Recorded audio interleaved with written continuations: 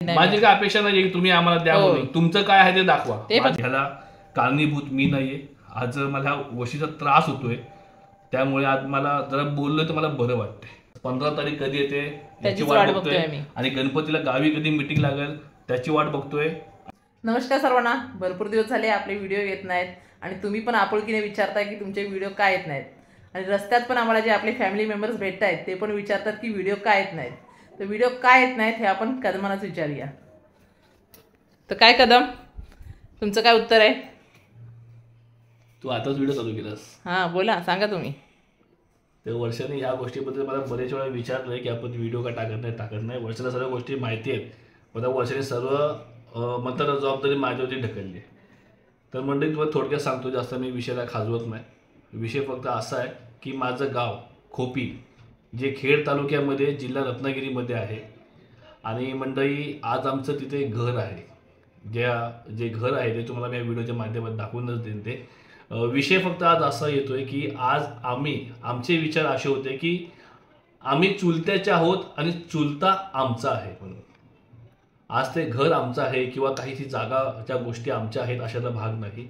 आज ज्यावेळेस मी लहान होतो त्यावेळेस माझे वडील ऑफ झाले होते, पण जेव्हा मला समज आली 2017 जूनपासून आम्ही या गोष्टीच्या पाठीमागे आहोत की आम्हाला गावात घर बांधायचं, छोटं का होईना.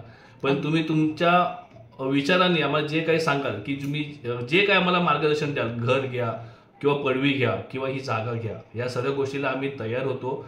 सर्वात महत्त्वाचं म्हणतं की आम्ही तिथे हक्काचा कधी हिशोब केला नाही की हक्काने माझ्या वडिलांचा हक्क पाहिजे किंवा वडिलांचा अधिकार पाहिजे किंवा त्याची वाटणी पाहिजे, हिस्सा पाहिजे, हा शब्द आम्ही अजूनपर्यंत कधी वापरलेला नाही. या गोष्टी घटनेला 10 वर्ष झाली. पण मंडळी त्या लोकांनी कधीच आम्हाला नाहीचं उत्तर दिलं नाही, कधी आम्हाला हाचं उत्तर दिलं नाही. एका माझ्या बहिणीचं लग्न होतं, त्यावेळेस माझ्या चुलत्यांनी माझ्या भावाला बोलून घेतलं होतं. त्यावेळेस त्यांनी सांगितलं होतं की बाजूला जी काही रिकामी जागा आहे त्या रिकामी जागेत तुम्ही तुमचं घर बांधू शकता, हे एवढं लग्न होऊन जाऊन दे, त्यानंतर आपण बसून बोलू. पण त्याच्यानंतर ते परत बोलले, तो विषय काय परत आलाच नाही. माझी आई त्यावेळेस होती. आणि मंडळी ह्या 17 जूनमध्ये ज्यावेळेस मी गावी गेल्याच्या नंतरला हे प्रत्येक वेळेला मला सुद्धा आवडत नाही. मी प्रत्येक वेळा माझ्या भावंडांना क्लिअर केलेलं आहे की आम्हाला काहीतरी कुठेतरी स्थानिक किंवा कुठेतरी आमचं अस्तित्व उभं करू, अशी आम्हाला जागा द्या, आम्ही जिथे घर बांधू आणि आपलं घर तिथे उभं होईल, जे आमचं पण असेल आणि तुमचं पण असेल. पण मंडळी मला त्या उत्तराला त्यांनी स्पष्ट असं सांगितलेलं आहे चुलत्यांनी मला की हे सर्व आमचं आहे, हे सर्व आम्ही घेतलेलं आहे. हे त्यावेळेस मी 5,000 मध्ये घेतलेलं आहे. तर मंडळी हे जे तुम्ही पेपर बघताय, हे जे पेपर बघताय हे मंडळी सर्व त्या फाईलमधनं आम्ही क्लिअर केलेलं आहे. थोडंसं लांबून दाखव. हे सगळे पेपर आहेत, हे सगळे मी त्या गोष्टीमधनं क्लिअर केलेलं आहे. आणि मंडळी हे पेपर सांगतायत की आमच्या चुलत्यांनी ती जी जागा आहे, जे काय घर आहे ते 2014 मध्ये त्यांनी स्वतःच्या नावावर केलेलं आहे. हे त्याचं खरेदी खत आहे. हे त्या गोष्टीचं खरेदी खत आहे, त्या गोष्टीचं की त्यांनी ही जमीन त्याच्या नावावरती करून घेतलेली आहे. आणि मंडळी माझं एकच बोलायचं मत आहे, घर आहे 86चं, घर होतं 86चं. आणि माझं म्हणणं असं आहे की जर हे सगळं तुमचंच होतं ना तर हे तुम्हाला दिलं असतं. आम्ही त्याला कधी हक्क सांगितला नाही, हक्क दाखवला नाही, कधी हक्क मागितला नाही, अधिकार मागितला नाही. आम्ही तुम्हाला इतकं सुद्धा बोललो, तुम्ही जे काही द्याल आम्हाला, पडवी द्याल, जागा द्याल, त्याच्यात आम्ही तुम्हाला 1.5 ते 2 लाख रुपये देऊ. म्हणजे एवढी आमची तयारी आहे तुम्हाला द्यायची. त्याच्यानंतर आमचं श्री गणेश करू आणि घराचं काम चालू करू. तर माझ्यासोबत प्रत्येक वेळेला वर्षा पण होती. आईने सुद्धा हा विषय एकदा काढला होता. आज आमच्या आई 2021 मध्ये ऑफ झाली 23 मेला. त्याच्यानंतर आई सुद्धा नाही आहे. माझं म्हणणं थोडक्यात एवढंच आहे की तुम्ही जेव्हा हे 2014 मध्ये जे प्रॉपर्टीचे पेपर केले, हे कसे केले, काय केले, कोणाकडनं केले, याचा मृत्यू दाखला दाखवून कोण वारस झाला, कोण कसा झाला, कोण साक्षीदार आहेत, या सर्व गोष्टी मी ओपन करीन. पण आज नाही, मी त्यांना 1 महिना आधीपासून, म्हणजे या 14 ऑगस्टच्या 1 महिना आधीपासून मी त्यांना वेळ दिला आहे की हे जर आपसात निपटत असेल तर चांगली गोष्ट आहे. अन्यथा आज तुम्ही आमच्या वडिलांच्या अस्तित्वावरती तुम्ही आरोप केलाय, तेव्हा एक वेळ तुम्ही प्रेमाने बोलला असाल ना, हे आम्हाला असून द्या, आम्हाला पाहिजे, आम्हाला असून द्या, आम्ही वापरतो याला, आम्ही बोललो असं जाऊन दे म्हणून केलं असं. मी गेल्या गणपतीमध्येच घर सोडलं होतं. मी गेल्या गणपतीमध्ये आमच्या गावी जाऊन सुद्धा मी त्या घरात नव्हतो राहिलेलो. मी दुसऱ्यांच्या आमच्या मित्रबंधूंच्या घरात मी राहिलो होतो आणि माझं कुटुंब घेऊन मी गेलो होतो. मग तेव्हा विषय संपला होता ना. तुम्ही आम्हाला परत घरात घेऊन सारखं जलील केलं, सर्व गोष्टी मी मान्य केल्या. त्या घरात मी रडून बाहेर पडलेलो आहे. आज मी कोणाला इमोशनल करत नाही त्या गोष्टीसाठी, पण जे घडले ते सत्य सांगतोय मी. पण आज तुम्ही सांगाल की सर्व आमचं आहे आमचं आहे आमचं आहे, मग मला एक सांगा, माझ्या वडिलांचं अस्तित्व गेलं कुठं? म्हणजे तुम्हाला अजून एक गोष्ट सांगतो, या इकडे. आज माझी दोन्ही भावंड यांच्या जवळ इतके राहिले नाही जितका मी राहिलोय. जेवढी वर्ष मी राहिलोय ना तेवढी वर्ष माझे भावंड राहिले नाहीत. तेव्हा माझ्या वडिलांनी काय केलं किंवा माझ्या आईने काय केलं हे सर्व आम्हाला माहिती आहे. माझ्या वडिलांनी लोकांवरती दया केली आहे. लोकांना त्यांच्या मुलीच्या लग्नासाठी, लोकांना त्यांच्या बहिणीच्या लग्नासाठी दारामध्ये दादा दादा हवालदार साहेब, कदम साहेब बोलून घरात येऊन लोकांनी पैसे मदत म्हणून घेऊन गेलेले आहेत. त्या जुन्या गोष्टी मला काढायच्या नाहीयेत.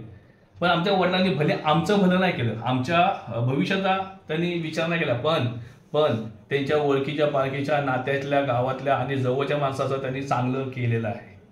आणि आज तुम्हाला माझ्या आईचा एक हिशोब सांगतो. माझ्या आईचं गणित कसं होतं. आज आम्ही 19 वर्ष आम्ही ह्या मंडळामध्ये भाड्याने राहिलो.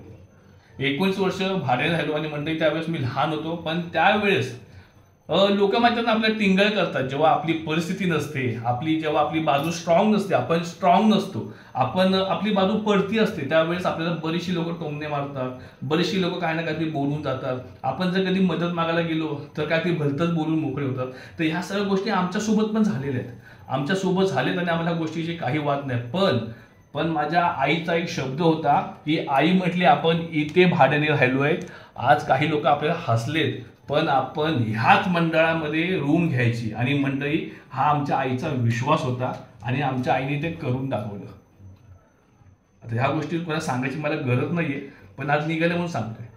तेव्हा आम्ही ज्या ठिकाणी राहतो 19 वर्षाच्या भाड्यात राहिलोय ना, तर त्या ठिकाणी रूम घ्यायची जिद्द ही आमच्या आईची होती. आईला कोणाचे शब्द आवडत नाहीत, कोणाचे बोललेले, आणि पप्पा सहन करून घ्यायचे नाहीत. आणि त्यांचीच मुलं आज आम्ही आहेत.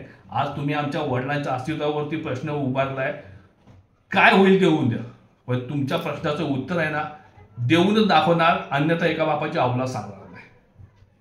तर एवढंच म्हणजे तुम्हाला बोलेन आणि तुम्हाला याच्यातनं मी ज्ञान देईन. आज भले सर्व आपल्याला आमच्यासोबत खूप वेळा वाईट झाले आणि आम्ही ना हे सर्व जे अस्तित्व आमचं जे दिसतंय ना, हे आम्ही संघर्ष करून आम्ही उभं केलेलं आहे. याच्यामध्ये माझा मोठेपणा काहीच नाहीये. याच्यामध्ये माझा भाऊ आहे आणि माझी आई आहे. तुम्हाला ते सत्य सांगतो. आज हे काय दिसतं याच्यामध्ये माझी आई आहे, माझा भाऊ आहे. ह्याच्यामध्ये माझं तर काहीच नाहीये, माझं काहीच योगदान नाही. पण आज माझ्या वडिलांच्या जागेवरती माझा भाऊ पण आहे. त्याची सुद्धा राहणमान, त्याचे विचार तसेच आहेत. पण आज जर कोणी आमच्या वडिलांपर्यंतचा प्रश्न उभारतोय की ह्यांचं अस्तित्व इथं काही नाहीये, तर त्याला ते आम्ही सांगूनच जाणार आणि सांगणारच त्याला की त्याची जागा कुठे आहे आणि आमच्या वडिलांची जागा कुठं होती ती. आपल्या कोकणातली खरंच माणसं साधी बोळी आहेत, म्हणजे 10% लोक आहेत. आता हे 10% लोक कोणाच्या आणि कुठं, कुठल्या गावात, कुठल्या वाडीत बसले ते मला माहिती नाही.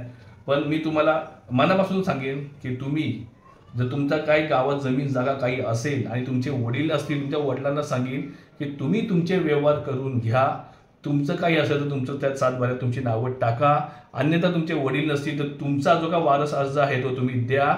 आणि मी त्या आईला विनंती करीन, जर आज तुमचे जे कोणते जोडीदार होते ते जोडीदार नसतील सोबत तुमच्या, तरी तुमचं कर्तव्य आहे. अन्यथा लोक आज आम्हाला सुद्धा प्रश्न करतायत की तुम्ही त्यावेळेस तुमचा 7/12 नावं का चढवली नाहीत, तुमचा वारस अर्ज दिला का नाही, तुम्ही अमुक केलं का नाही, अशाचा भाग आहे.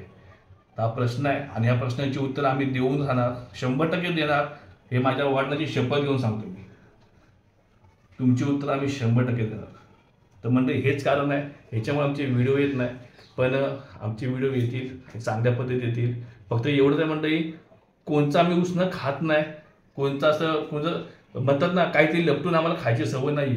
पण कोण जर आम्हाला जर कोणती टिचकी मारून जात असेल त्याला पण सोडणार नाही, तर आम्ही त्याला सोडणार नाही. आणि माझी सवय कशी आहे तुम्ही पण थोडक्यात बघत असाल. पण अन्यथा ज्या ठिकाणी मी राहतो इथं तुम्ही येऊन चौकशी करा की हा माणूस कसा आहे म्हणून. इथली लोक तुम्हाला सांगतील की हा माणूस कसा आहे म्हणून. तर एवढंच बोलीन, जे आलेत माझ्या फाटक्यामध्ये त्यांना फाडल्याशिवाय राहणार नाही, असा विषय आहे. तर वर्ष बोल आता तू, हा वर्षाने विषय काढलाय. काय नाही, हेच कारण आहे. थोडे दिवस जरा व्हिडिओ आमच्या बंद पडलेले आहेत, पण होतील, त्या पण चालू होतील. जरा ही 15 ऑगस्ट होऊन जाऊ द्या, मग ते पण चालू होईल.